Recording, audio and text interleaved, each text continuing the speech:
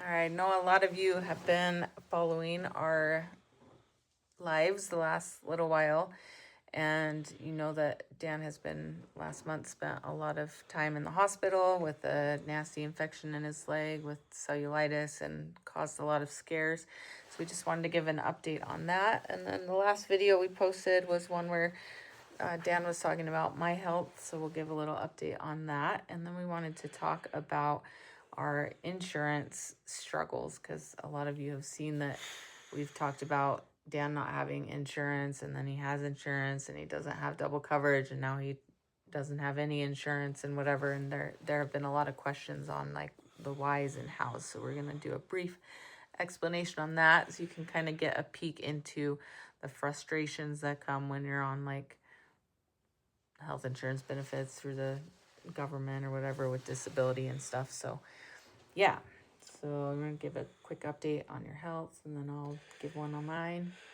Yep. Yeah, so a quick update. The infection's doing better. I am on my last day of antibiotics, not due to the leg infection, but I got a UTI the day after my antibiotics for the other stuff. Anyways. Which is crazy. Like, how I kept saying, like, how do you get a UTI when you've been on so many hard-hitting antibiotics? But I guess it was just a different bacteria. Yeah, so finishing up that. I got one last day there, so that'll be nice to get off of all that garbage so I get my guts back to normal and all that. Hopefully, the swelling in my legs have been going down. I've been elevating them and trying to be good, and I've always been wearing my compression stuff, but just trying to be more mindful of putting my legs up maybe at night or whatever better. But health wise, getting stronger, doing a lot better. My legs feel normal again, so I can like move them around. And my health wise, like being physical and active is a lot easier. Not having a 45-pound extra 45 pounds on my leg, which is about what it weighed extra on the scale. So it's pretty crazy. It's pretty heavy. Crazy. That is crazy, and it's just been a rough last month. I mean, it started February 27th, as we've said, and yeah, for me, as Dan talked about in the last video that I wasn't in, I just like it's so much stress, so much sleep deprivation, so much back and forth between the hospital, taking care of Dan, like worrying and stressing about him, like the stress as a wife, not knowing how it's going to go or what's going to end up with his health, if he's going to end up with amputations that are going to affect our daily living, if he's going to end up dead, God forbid, like who knows what, like it's just the weight of that stress is so much mentally to bear as a wife and a mom of these little kids that need their daddy. Like I just can't even explain like how much it weighs on me constantly. And then also just going back and forth and trying to take care of the family and the household and make sure the kids are at all their functions in school and arranging rides and making sure they're fed and all the things, in addition to worrying about Dan at the hospital if I'm not there, and his mental health and not having someone there. And thankfully his mom was there this past time. But anyways, as you may or may not know, I have MS. And so it seems like there's always like this adrenaline or whatever it is that keeps you going when you're in the thick of it. But then like once everything slows down and the crisis part of it is over, then I feel like my body just is like, okay, now we're going to kick in all the MS symptoms and whatever. So the last couple weeks, I've been just fatigued and tired and pain and just having a really hard time mentally and physically, and just I just didn't want to, but felt like I needed to be in bed a good portion of the day, and I didn't have the energy to grocery shop or to cook or to take care of the family. And some church members and friends stepped in and brought some meals in, which it's so hard to ask for that, especially I'm like, Dan's not in the hospital, the Yeah, crisis is over, but like you guys are bringing meals because I can't take care of my family. Like it feels horrible, but I'm super thankful for the support, and thankfully I'm starting to feel better too. So I think both of us were struggling so bad to get our energy back and to catch up on sleep and all the things after just a hard last month. So health wise, we're both kind of getting there. mentally it was a trip. I don't know how many know like the full extent of things, but when the leg infection kicked off, it went from going in with in just a lot of pain to like, okay, now it's getting serious. We think you're gonna have to go get some more help on this. Like antibiotics gonna have to be IV at least, and then get over a couple hours later, and all of a sudden everything's still growing and swelling and not responding right. And then they're starting to talk about scary stuff like, hey, you got some open wounds there, maybe some infection got in there, maybe we're going to end up having to, maybe it's turning into the scarier nightmare of a disease. We might be looking at like having to investigate, amputate toes, amputate feet, legs, who Yeah, knows if like where. the tissues and the bones got infected, which they Yeah, were worried they're about because the antibiotics weren't, like the infection looked like it was getting worse instead of better it was getting after bad having IV fast, antibiotics which for a was long time.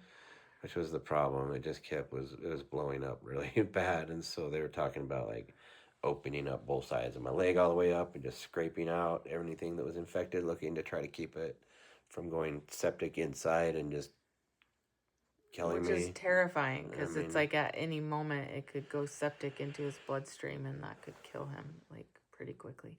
yeah, and that's It's like, just the mental toll that that yeah, takes on both of us, like Dan as the patient and that's happening to his body, and then me as the wife that's terrified of losing my husband, losing my kid's dad. Like it's just like the reality of the situation is very dire and very scary, and anxiety and all the things. Like we we really had to like focus on um not letting our anxieties and our fears like take over. Like the like in at one point it was just like okay, fear is not like something that's from God. Like we really need to like pray, find peace from God, and like just take it 1 second at a time at some points, because fear is from the devil. Like all this anxiety and everything is like that's not like God provides peace even in hard times, even even if Dan hadn't made it, even if he had to have amputations, all the things, like God can give you peace through all of that. But if you're like relying on yourself and your flesh, then you don't have peace through all of that. So we were really struggling to make sure our brains were in a good spot, and we were relying on God instead of all the fears that were coming every yeah, second. If we look really tired, it's because we are tired. It's midnight, but we're trying really hard to put content out regularly so that we can have our financial aspects of this YouTube really benefit our family right now, because we have all these medical bills that are, we haven't gotten them yet, but we know that they're going to be piling up, which leads us to our next subject of Dan's insurance.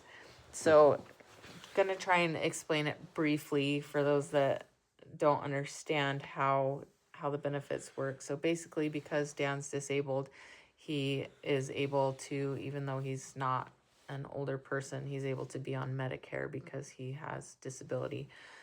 And he's been disabled since 2013, so he has Medicare and has since his accident, or shortly after his accident. Now, when you have Medicare, it doesn't cover everything. It's not like the best insurance. And so you also have the option to get double coverage with Medicaid through the state. And so they also have a work incentive so that you can get that double coverage with Medicaid. Depending on your income, you have to pay for that double coverage with Medicaid, usually.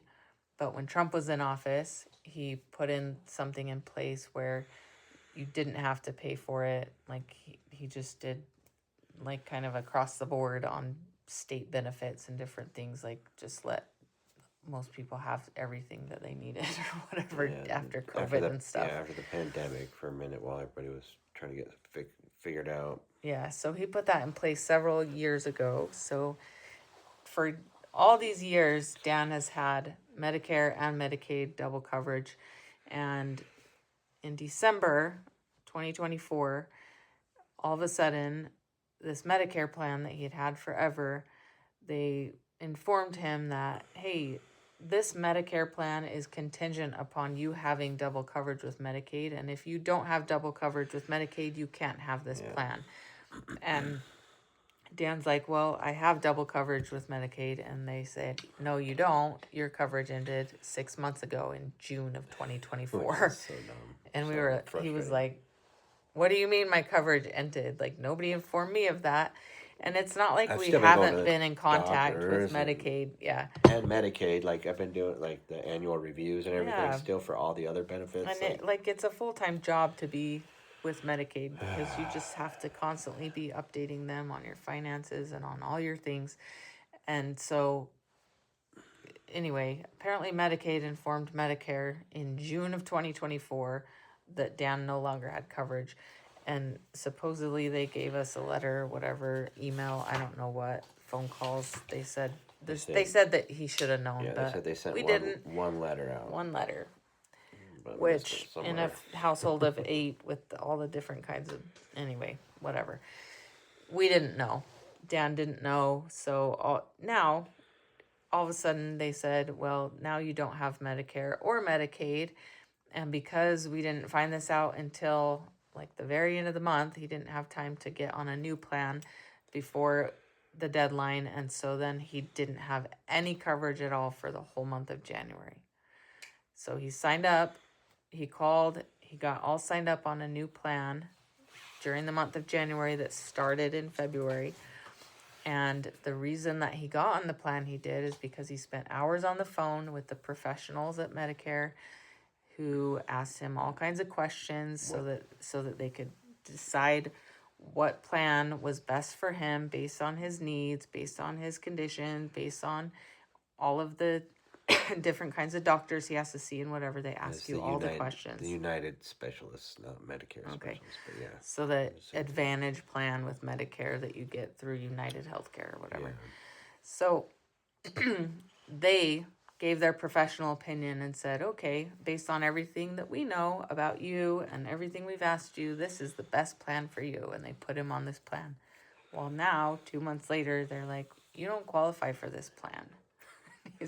So you don't have coverage anymore. Which is frustrating, yeah, because I received a letter that said, hey, you need to verify your eligibility for this plan.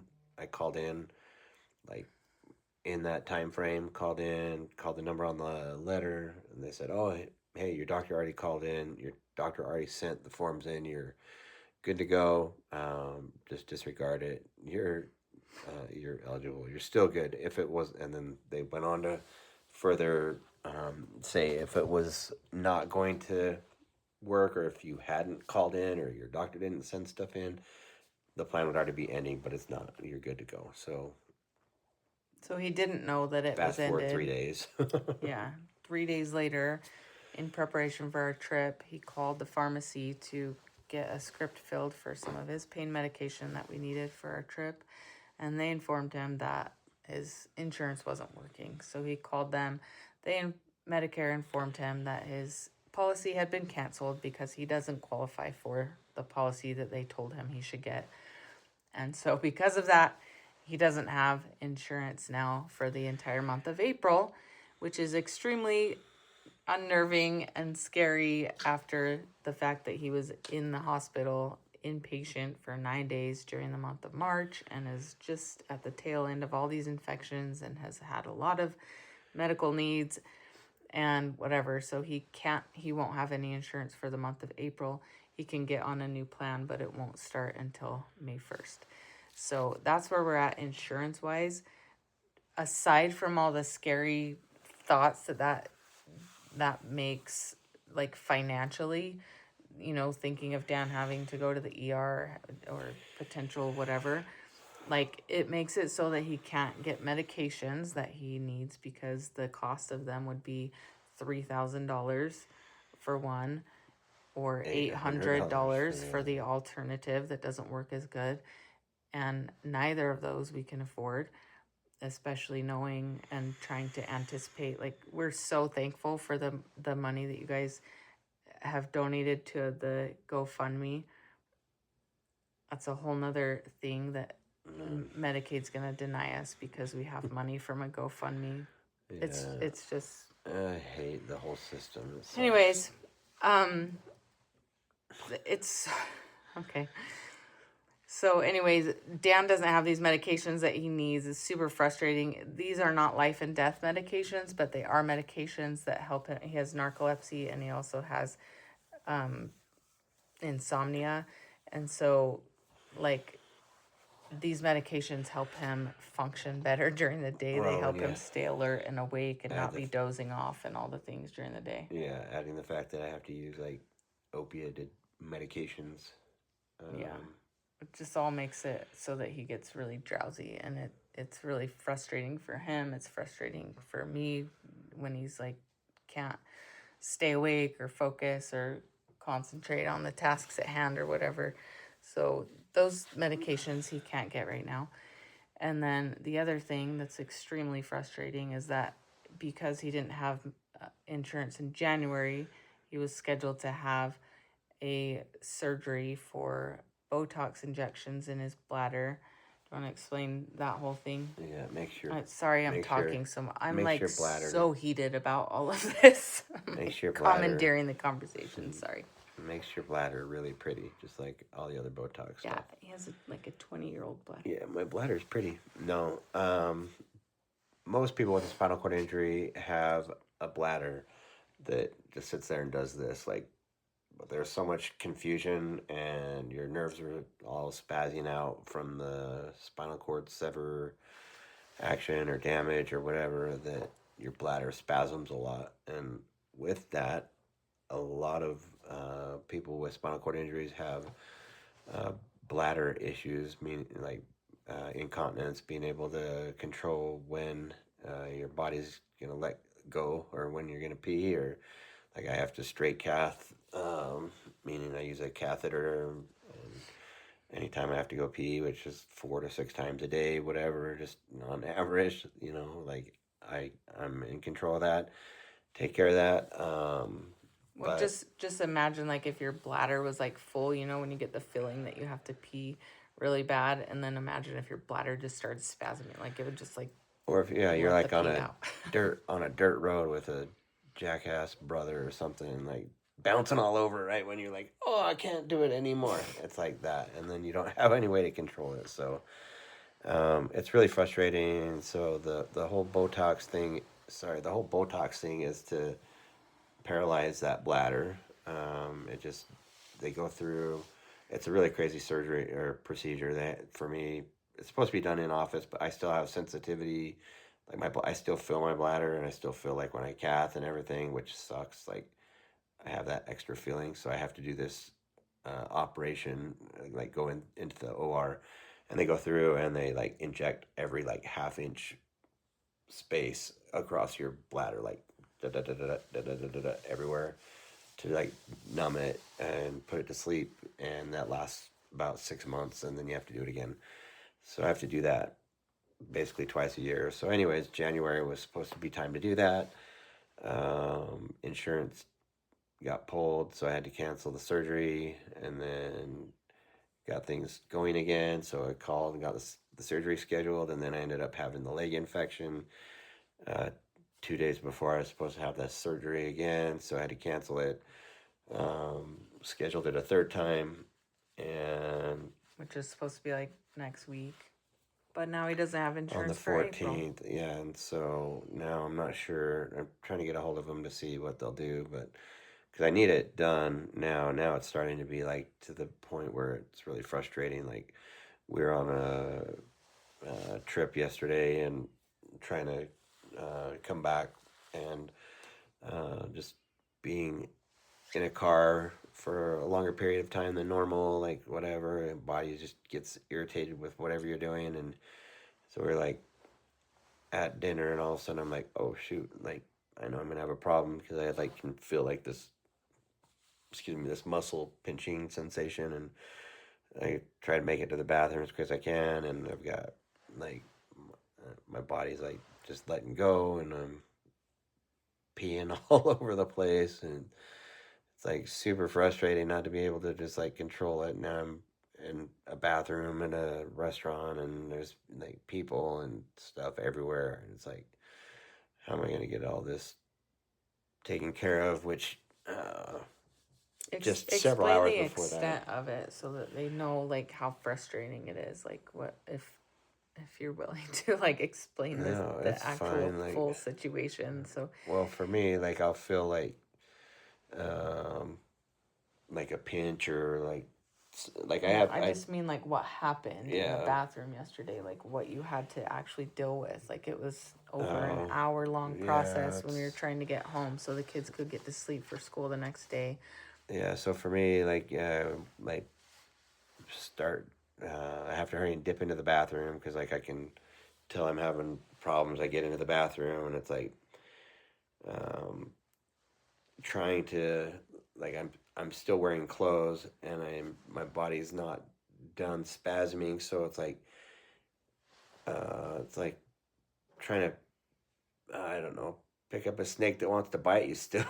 Like I gotta like try to stop myself from peeing for a minute, and then still be able to like get close enough to the toilet and get my catheter out and like finish peeing so that I don't just like let loose everywhere. Which while I was trying to get into the bathroom, like my body is just like, man, it just like fire hosing. It was just frustrating.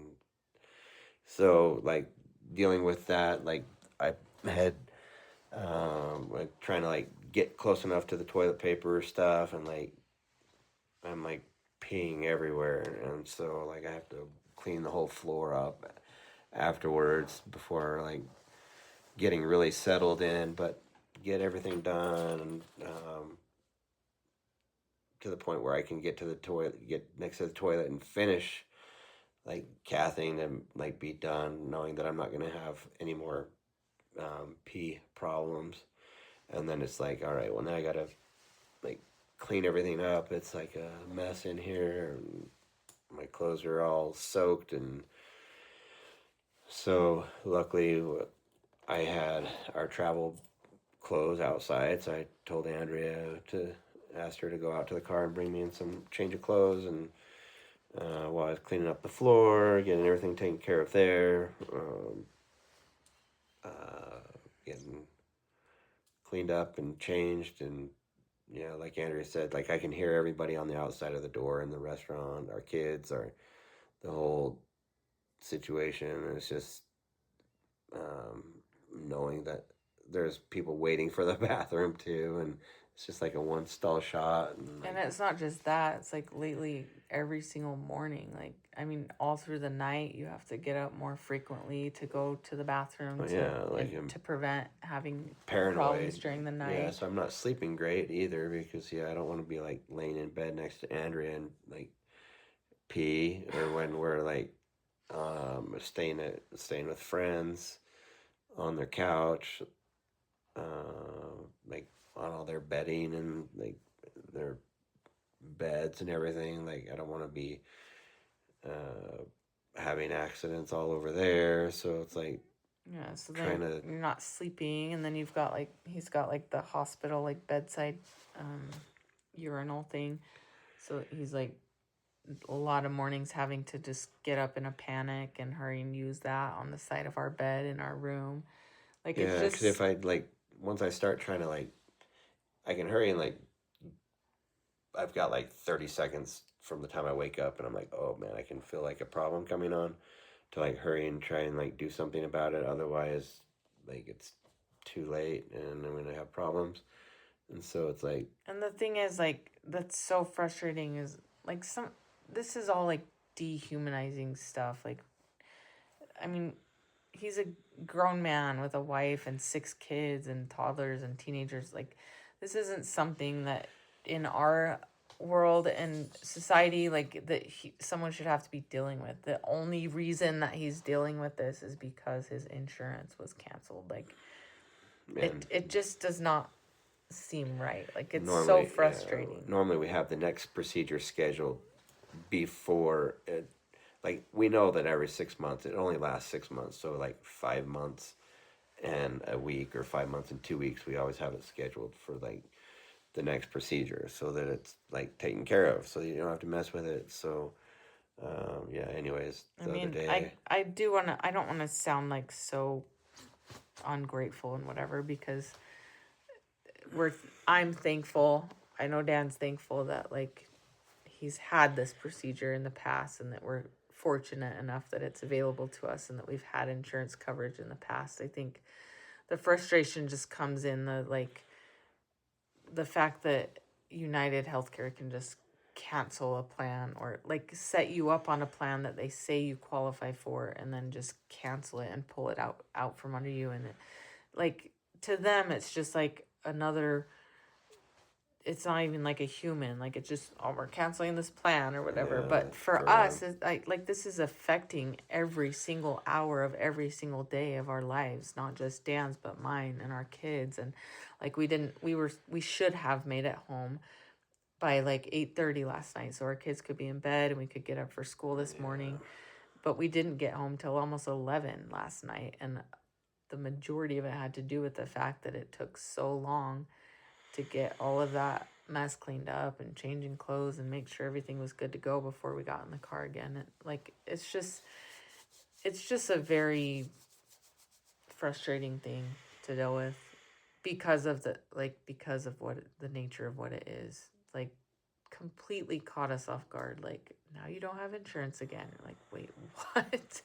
Like, this is the plan they told me would be good for me. Like, we don't know all the ins and outs of their plans. That's why we trust them when we call and talk to them for hours on end. yeah.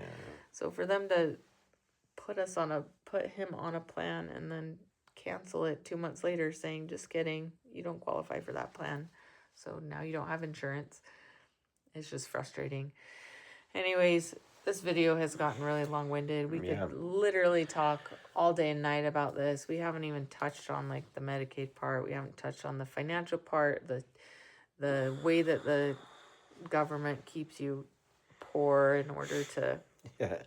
make You know, sure that, they put like caps on what you're allowed to make before they yank all of your benefits. And like, it's just, it's frustrating. It is like,